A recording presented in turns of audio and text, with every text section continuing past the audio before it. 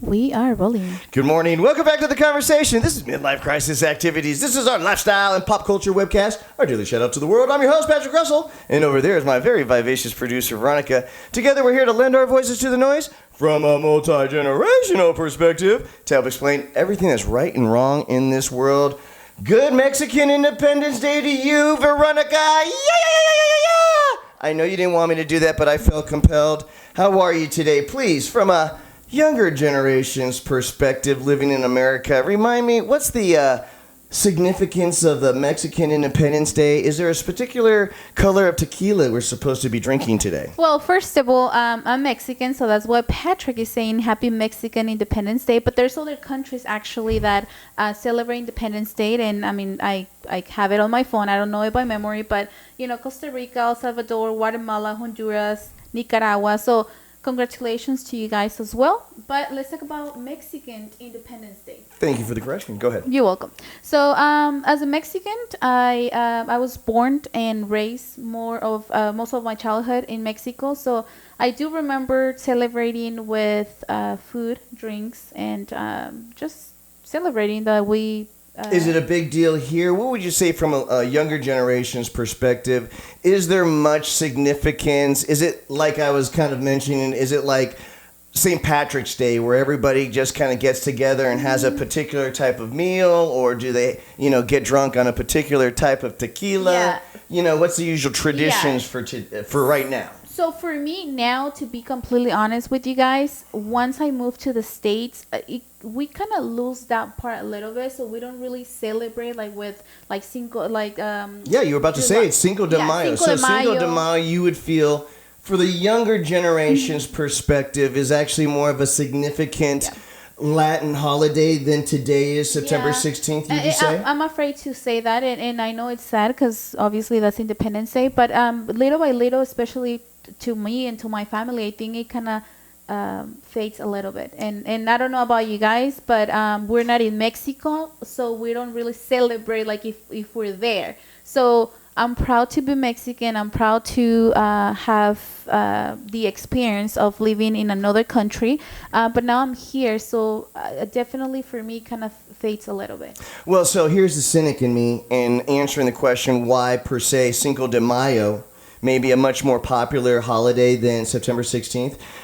Marketing. I think you didn't have a beer company that was able to turn Cinco de Mayo into something where people would be hitting the bars and doing a lot of drinking. Yeah. So I think that this is a marketing, this is a company strategy. No one has grabbed on to the Independence Day and turned it into something clever and hip and new so that they can coin something that would make September 16th the brand new Mexican St. Patrick's Day. Yeah. Yeah, I think that's what it is. Or Easter or Christmas. I mean, another holiday where you can start generating a marketability. Monetizing this day is the thing that's missing that you see in Cinco de Mayo. What's the thing that you think about in Cinco de Mayo? Happy hour, baby. Tacos. Oh, definitely. Going out after work, enjoying it probably a little too much. Why? Because, first of all, you've got a bunch of commercials that are hitting you leading up to it, right? That's another thing. I haven't seen really any commercials per se.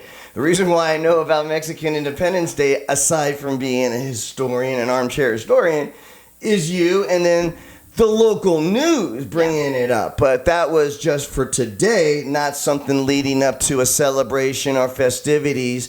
Partly maybe COVID-19, but also in the past, I've never seen September 16th really being marketed as a reason to go out after work and have some fun with your workmates. Yeah. So, I mean, it's what it is. Once again, we once you move here, or even if you have kids, they don't really understand the Independence Day. They just know that it's Independence Day, and that's pretty much it. But I do believe that we have to learn about it, even if you don't celebrate it. I mean, I read about it today. Don't get me wrong. I wanted had to remind yourself. I wanted to remind myself particular details that always get lost in the fog of memory. I mean, I was in school like many years ago. So, if you're Mexican or if you celebrate Independence Day today, if you don't have an idea what it is, just read about it and at least you're informed. Google it. Yeah, That's Google what it. I did. Yeah, Google it. Because if they ask, you don't want to be surprised as like, I don't know, or right. I don't remember. I mean, that's something that we have to pass over. And you need people. to correct the gringos at the bar that think they know something because they read a headline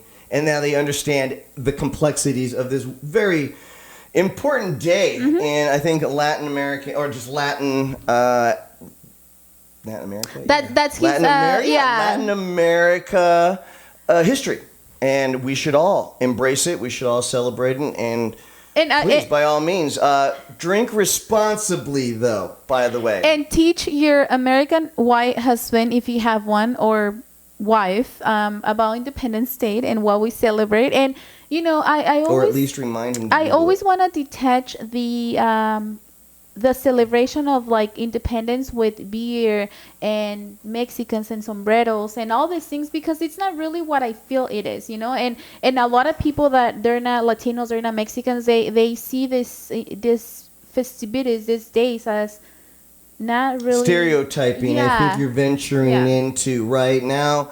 You're feeling that it's a little too Latin, but in a negative connotation. That's something that would be positive or maybe really popular right now. Yeah, and then we sometimes think that, once again, Mexican music, beer, novelas. I mean, I haven't watched a novela. Don't forget about the hot ladies on the dance floor. Yeah. I mean, there's a lot of things about the Mexican culture that should be embraced. The Latin culture that should be embraced. I mean, you just see me here. I mean, what else can you embrace, I don't think anybody can argue that.